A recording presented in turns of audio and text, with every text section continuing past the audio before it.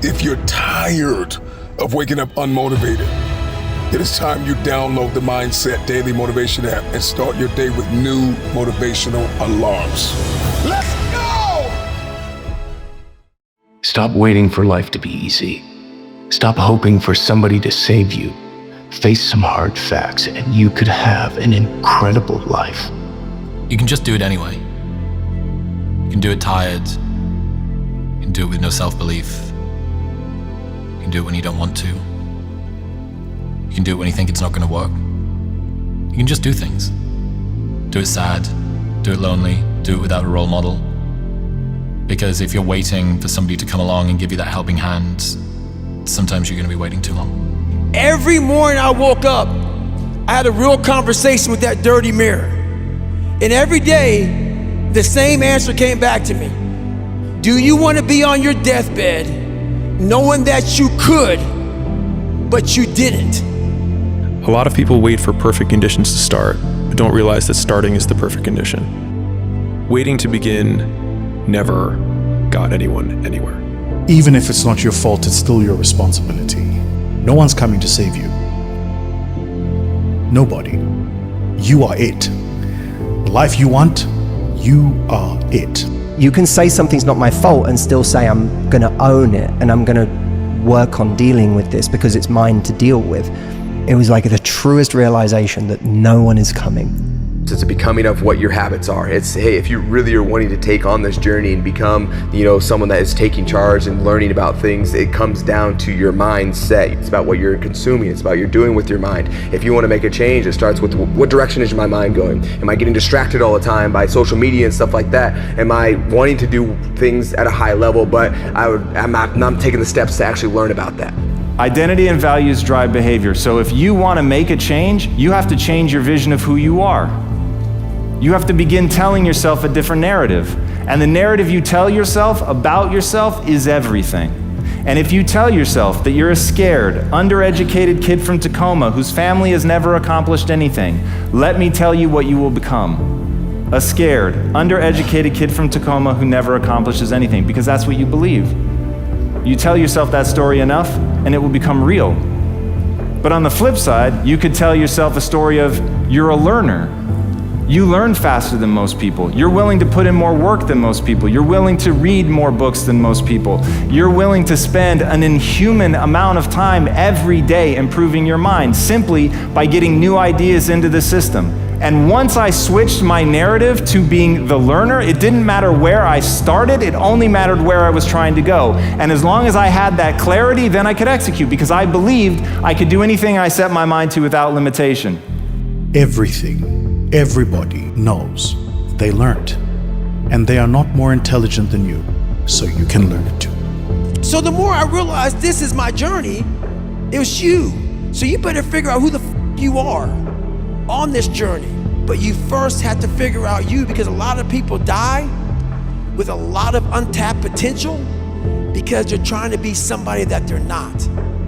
So I was able to figure out my own potential by figuring out me.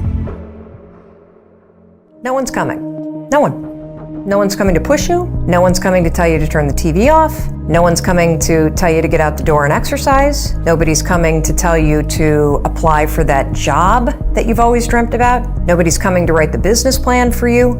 It's up to you. Just get up, move towards that challenge, whatever that challenge is. Move towards that challenge and go attack it.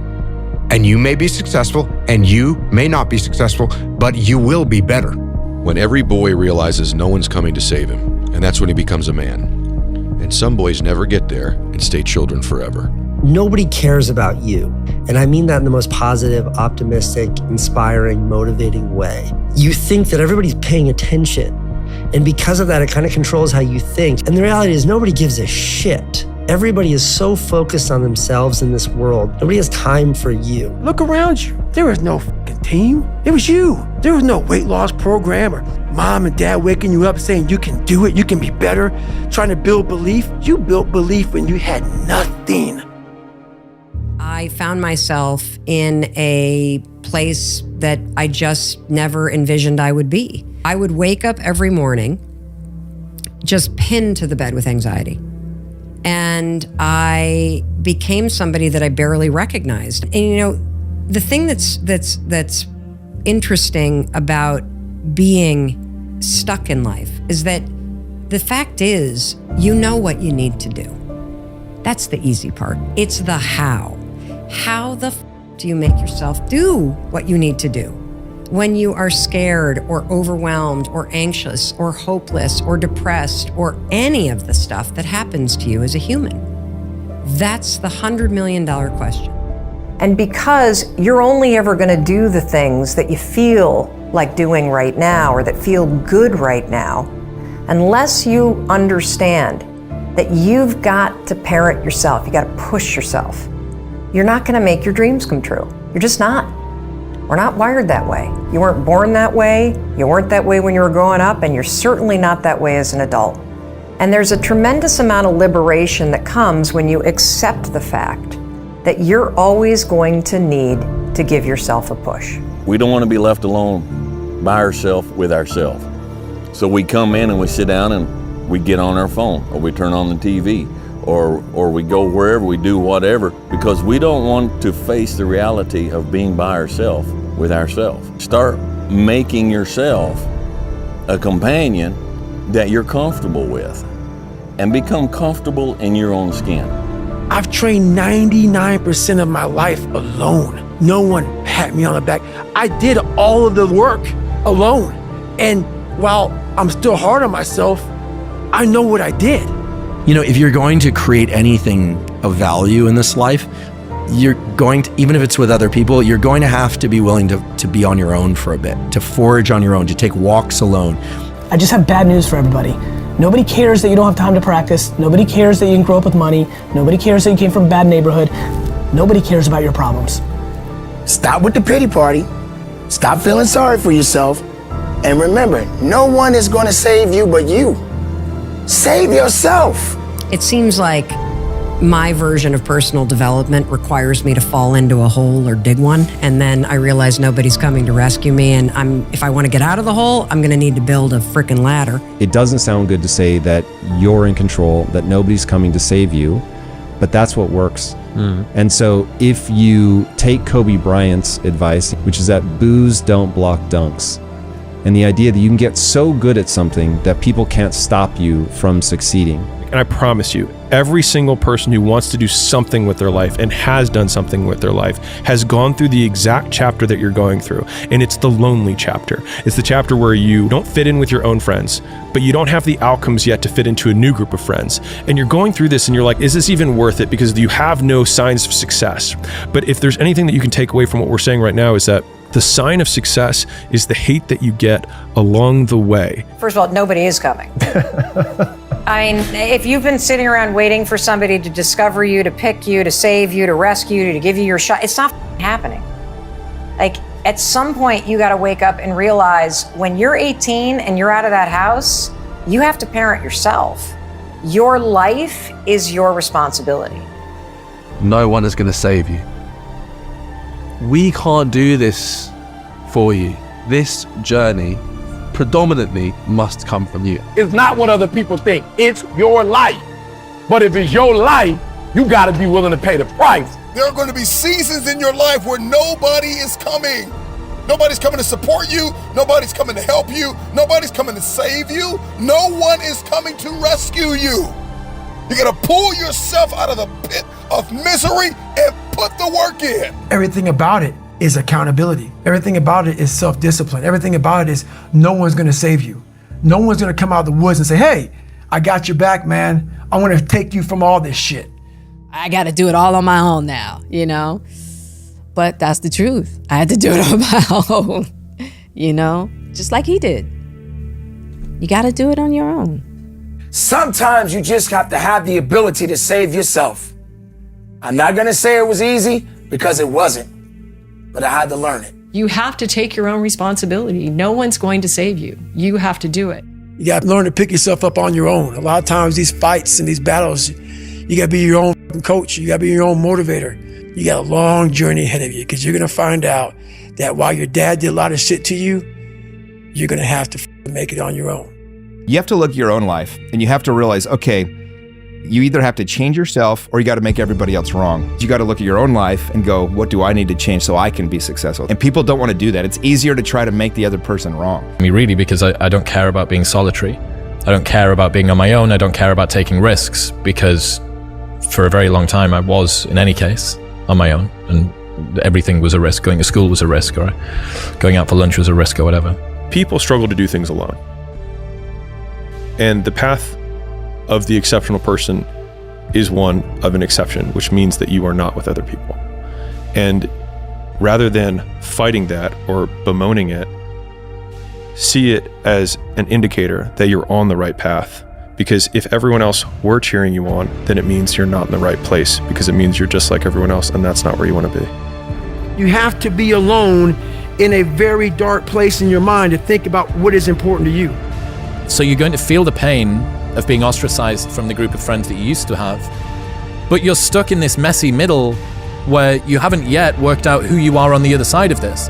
And that lonely chapter that's in the middle is something that I would say almost nobody that I've ever met who has gone from a place where they are to a place where they want to be hasn't gone through.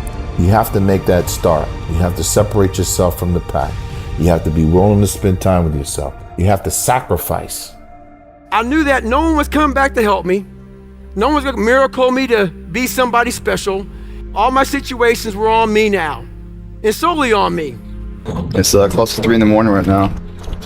The thing is, man, it's always going to be a party. It's always going to be a time to celebrate and a time to join friends. And I mean, the bars are always open, always open. No matter how old you are, they're always open, you know? What's not always open is the opportunity to check the box in life, you know, achieve your dreams. That's not always open. I'm talking about right now, the small steps in between the big successes that everyone sees. No one sees this. Right now, I'm saying, like, there's a confidence to it, man. There's a bad motherfucker that's right here, you know, that's getting ahead of the competition. There's an overwhelming sense of fulfillment and pride and satisfaction with that. Successful people have mastered the art of spending time alone. When I get time with myself, and I get in my head and I get in my heart and I understand my behaviors and my belief systems and my parameters and what I need to do and how I need to sow and where I need to send my energy and how I need to execute in the day. It's a superpower. When you spend that time alone and you can think and you can pray and you can meditate and everybody's not in your mix, you're able to grow something. Spending time alone is the only place where you get to have these conversations. And most of us are spending time away from being alone because we're scared of having these conversations. The challenge today is that we think that there's only one word for being alone, and we call it loneliness. We've forgotten about a second word, it's called solitude. Solitude and loneliness externally look the same, but they're completely different things. Solitude is the strength of being alone, and loneliness is the weakness. I don't respect a whole bunch of people, but the few that I did respect are the people who were uncommon amongst uncommon people. And what that means is those people who weren't afraid to stand alone. I'm very comfortable in my own head. I'm very comfortable alone for hours at a time, for days at a time. The one companion that's always going to be with you is yourself. No one's coming. No one. Kill the boy and let the man be born. The difference is, how do you look at it? How do you approach it? How do you deal with it? How do you admit it and see it for what it is? And then what do you do about it? What do you do about it? You cry about it? You mope about it? You drink about it? You sleep around about it? You get mad and get in fights about it? You just hang around? Just turn the world out? Just zombie about it? You fry yourself with marijuana about it? Say, Dwayne, I'm sad. Dude, that's a part of life. You think you're the only man on this planet that's sad? Say, Dwayne, I'm going through depression. Well, welcome to the world. Welcome to the rest of us. If you look at the stats around suicidality in the UK, the thing that's most likely to kill someone between the age of like 18 and 40 is themselves, for a man. Do we really not know what it is to be a good man? And I would go so far as to say to be a good human being, right? Because take responsibility for what you're doing. Take ownership of your world. Take ownership of your life. Go try and accomplish something that's hard. You may win, you may lose, you may succeed, you may fail. I'll tell you what, you'll be better. If you avoid those things that are hard, if you don't accept that challenge, if you don't step up and step into that cold water, and you sit on your couch and eat Doritos, I can tell you this is not a good move. This is not a good move. Don't do that. Don't do that. Just get up, move towards that challenge, whatever that challenge is. Move towards that challenge and go attack it. It's wake up! Stop sleeping on yourself. Step into your authenticity. Step into your intelligence and your brilliance. Release your gift. God has given you something great. Release it into the earth. Whatever that goal is, whatever that insurmountable feat has been, whether it's weight loss, financial, mindset, relational, I don't care what it is, career, to be a CEO or an investor, whatever it is, get it done. This is not the year you sleep in yourself. There's nothing gonna stop me. If you didn't make me, you can't break me. If you didn't make the sun come up, you can't stop me. If you didn't make the moon shine at night, you can't stop me. My purpose, my will, my dedication, my motivation is all about doing the business, because guess what, ladies and gentlemen? That's what I'm about. I'm about that business. I'm about that life. What are you about? Man up, stop crying. My teacher don't like you. Why? Maybe you disrespectful. Why don't say she don't like you? Go look in the mirror and take full ownership. Why does she not like me? You watching LeBron make his dreams become a reality. You watching the Black Mamba make his dreams become reality. If you put the same time LeBron put in, and I started studying, and I realized as an African-American male, I need to get a master's degree and a PhD in order to do what I'm doing. And guess what? I had to get up even though it was hard, and I had to take ownership of my life, take ownership of my time, take ownership of my day.